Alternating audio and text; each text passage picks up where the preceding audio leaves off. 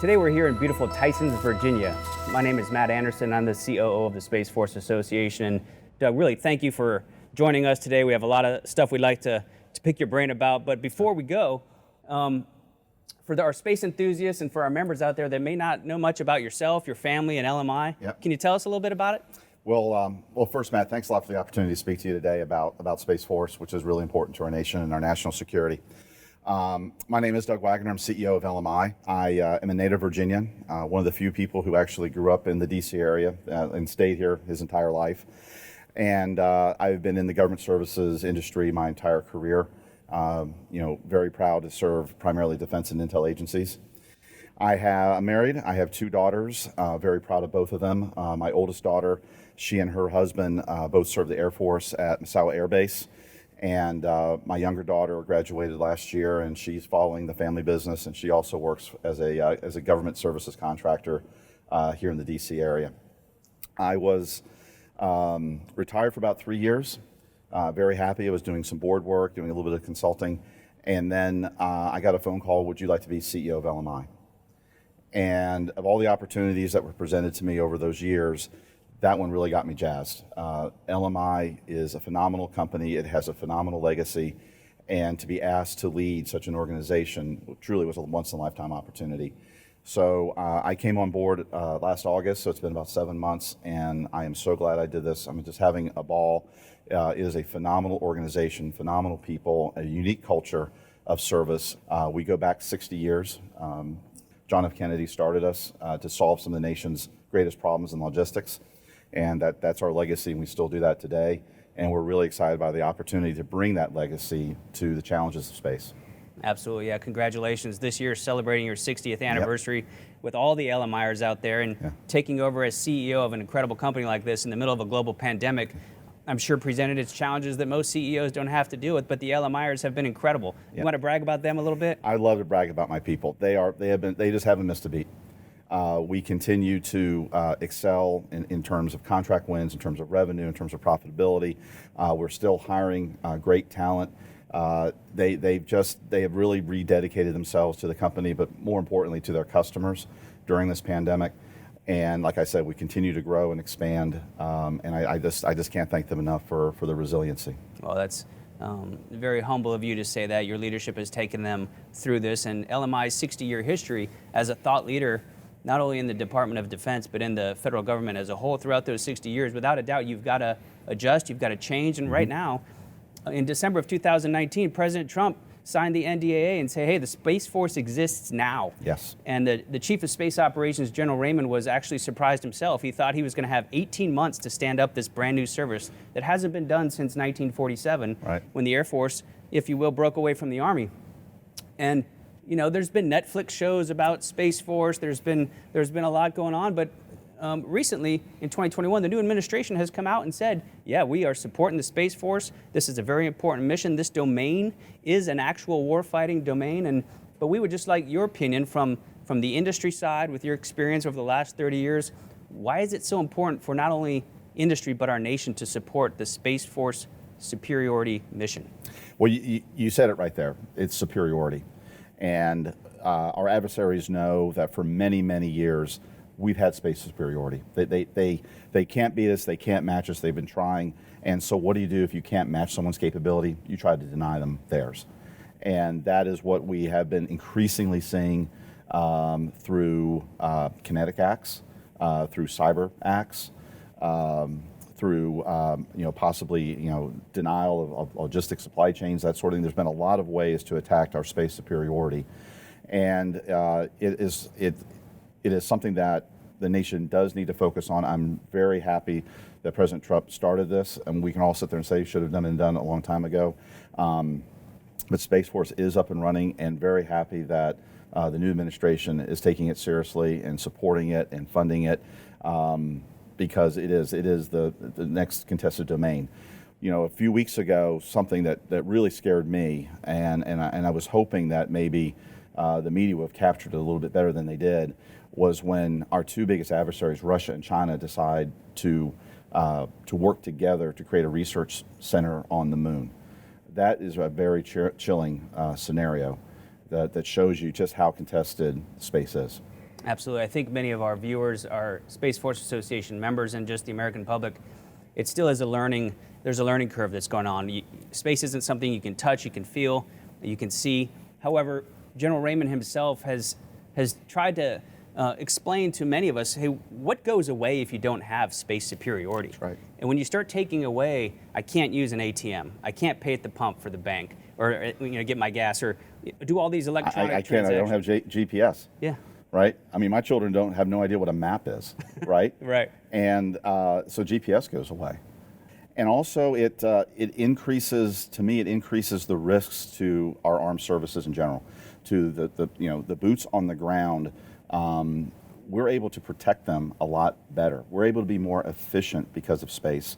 And again, that is why our adversaries want to deny us that capability. Yeah, absolutely. General Raymond himself has come out and said, hey, the first year of the Space Force, what was making the news and the media was, hey, what are we going to call people in the Space Force? Or, airmen, or is what we call someone in the Air Force, soldier, and well, we now know they're called guardians. But he said, okay, we built the car in year one. Now we got to figure out how to drive the car. And his real priority is integrating that Space Force with the other military services, as well as the geographic combatant commands around the world. Pacific Command, European Command, African Command. So he's really narrowing in on his focus areas this second year, but what is the focus for companies like LMI when you think about supporting the Space Force mission? Well, obviously we need to move at the pace, of Space Force. In the case of LMI, I do believe that there are going to be very unique logistics challenges. So we're going to focus on what we do best, which is understanding logistics. And we often say that people get really excited about the new platform. They get really excited about the new capability, and they want to rush to get that out. And they don't think about the sustainment of it, especially now in a very global marketplace, where parts and components and raw materials are coming from all over the world. You're dependent upon global shipping, and this week, we've seen the challenges that could arise from global shipping.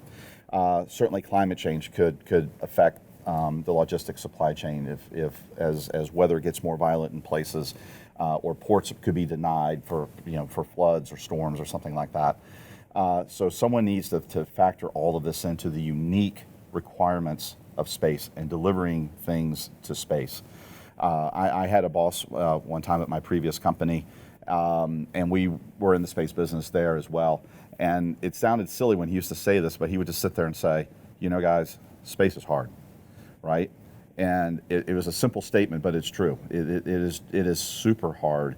And so what LMI would like to do is start thinking about those things that maybe other people are not thinking about, which is the sustainment, especially when we want to have repeatable solutions for space. We want to lean on our global partners, for space and for launch, so we don't necessarily, all launch is going to be here in the United States. It could be from New Zealand, it could be from other countries. Again, that creates some really interesting challenges in space. And then there's the components, there's the raw materials, very unique raw materials go into both the payloads as well as the launch vehicles. Where are those? How do we get them? How do we secure them?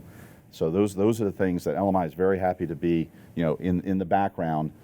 We don't need to be out front, but be in the background worrying about these things and thinking of these things for Space Force. Yeah, without a doubt, contested logistics has been a topic for years. And recently the Commander of the United States Transportation Command just this last fall announced an agreement that they have with SpaceX just to look at possibilities for point-to-point space transport.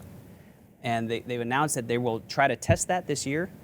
And the idea is to move cargo or logistics, as we think of it typically in the military sense, anywhere in the world within 1 hour. Right. And that really opened people's eyes. And I think LMI being a thought leader in that is huge, because you've got 60 years of experience. Right. You're entering a new domain, but the concepts and the basics, the blocking and tackling, if you will, is still there. Right. I did not serve in the military, but I learned an awful lot through my 30 years of supporting the military.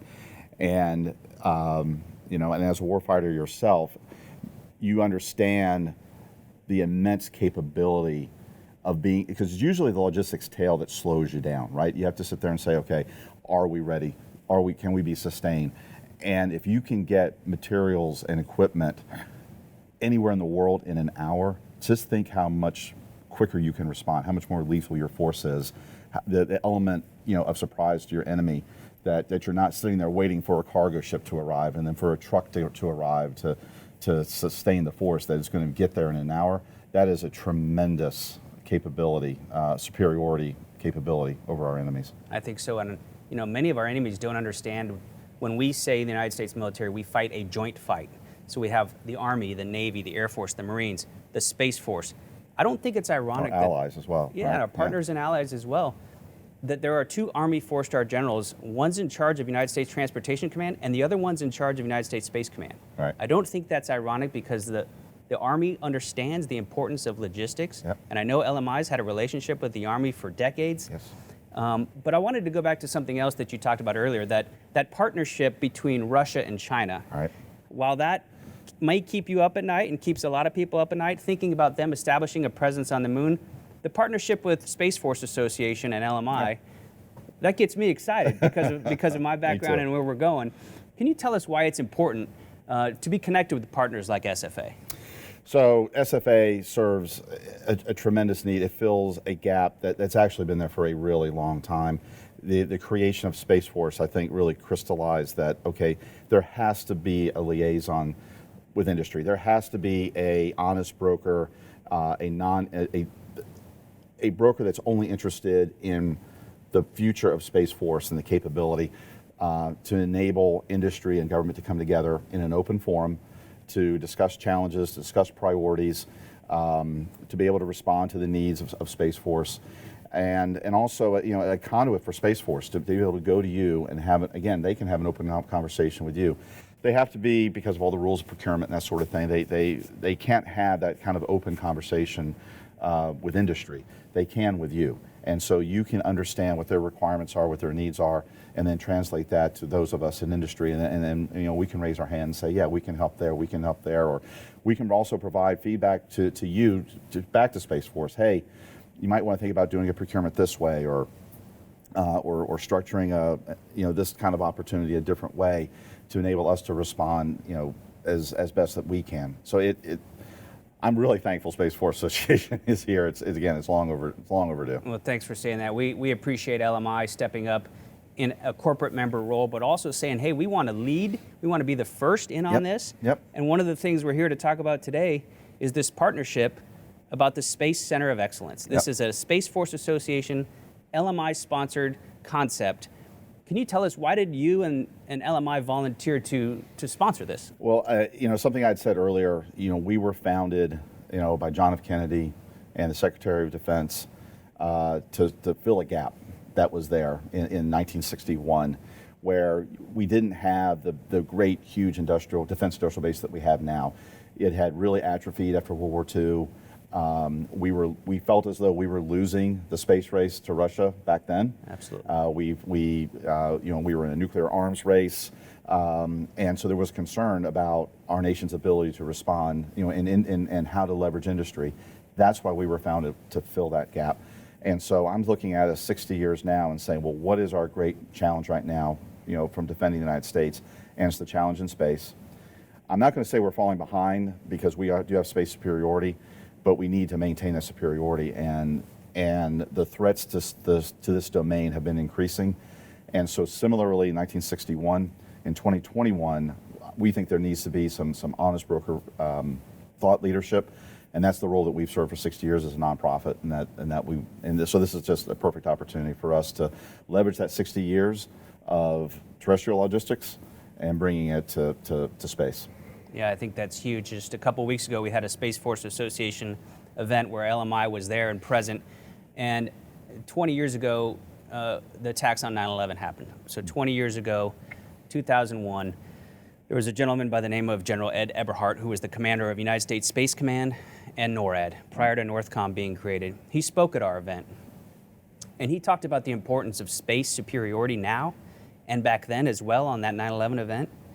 And he said, if you look at what used to be thought of air superiority, you have to establish that before the ground forces go in. Right. He said, right now, the first question the four stars are asking is, do we have space superiority? Right. As well as cyber? But that has to be there. Right. And our president and founder, Bill Wolfe, often describes it as, you can have air superiority, but sometimes it's episodic, right, or maritime superiority. Right. But we need space superiority 24 hours a day, That's right, 7 days a week, 365. When can I get eyes and ears, over my target, right? I think that's what they're asking for. Absolutely. And they also used to say that anytime something blows up in the world, the president goes, "Where's my nearest carrier?"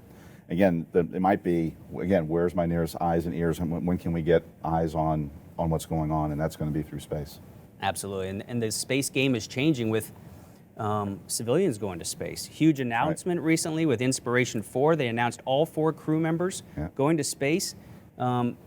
Billionaire Jared Isaacman, who's the commander of Inspiration 4, said that it's going to be probably by the end of September of this year, we're going to send 4 civilians to space for the first time. Wow. And we as a country need to think about that, what that means to take care of them, to protect them on the way up, the cyber implications, the space domain awareness. There's a lot that goes into that, but thanks for your time there. As we look out into the future, and the Space Force definitely has a plan, as well as the Space Force Association, what's on the horizon for LMI? What's next?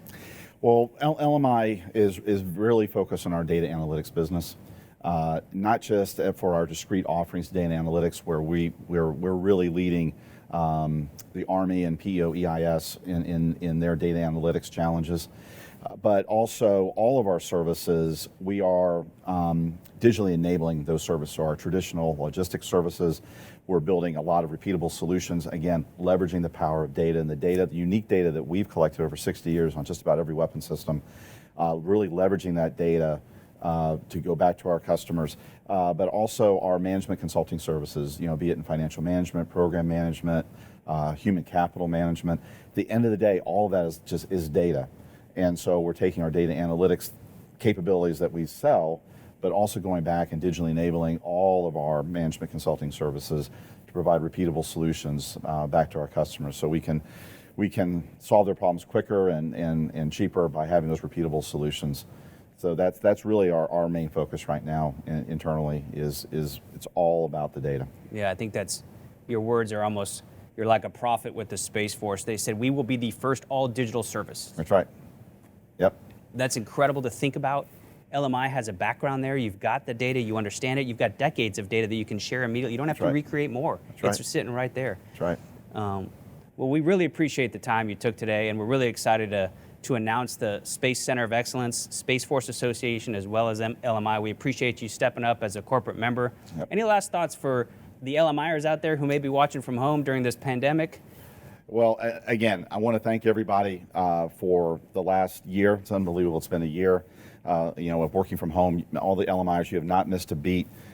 Continue to support our customers, and this is a great opportunity for us. This is our next 60 years, right? Is moving into space, and so we hope to continue to provide great opportunities for you going forward. But I want to thank you for everything you do for you and your families both. Thank you, Doug. Appreciate your time today. Absolutely.